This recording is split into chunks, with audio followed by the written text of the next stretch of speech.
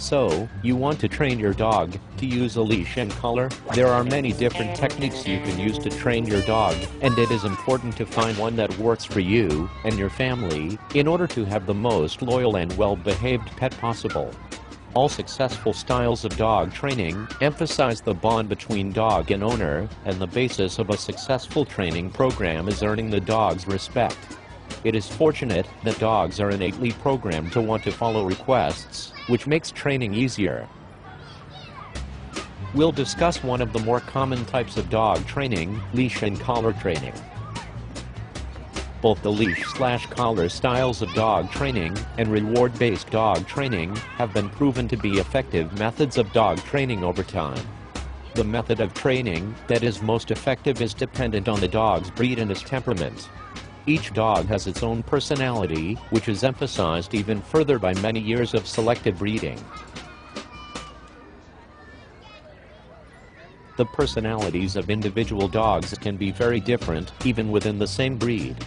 It is up to you, as the owner, to determine which method of training will work best for your dog, so it is important to work with the training in order to attain your goal of an eager, well-trained, and friendly dog.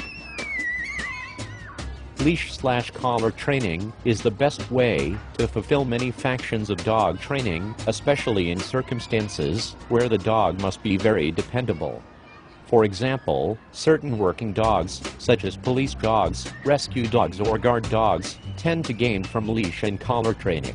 In leash/collar training, the level of correction used should be relative to the situation, as too much correction can prove unproductive.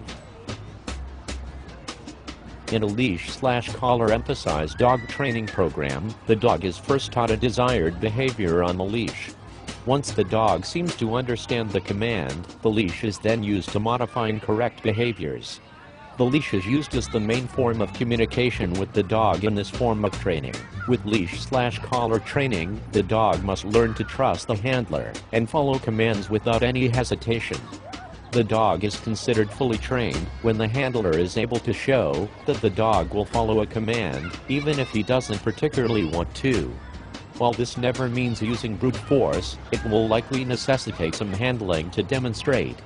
This type of handling is most effectively completed by use of the leash. Anyone attempting to train his or her dog should understand that the leash is merely a device. While the leash is necessary for this style of dog training, it is important for the dog trainer to strive for the same results using whatever gear are nearby. No matter what device the owner uses for training, such as the owner's body and voice, the dog should be eager to comply. Building a trusting relationship between owner and dog is vital, and it is important that the leash is used as a tool rather than a crutch. A properly trained dog should be eager to obey with or without a leash. Thank you for your time. Happy collar and leash training.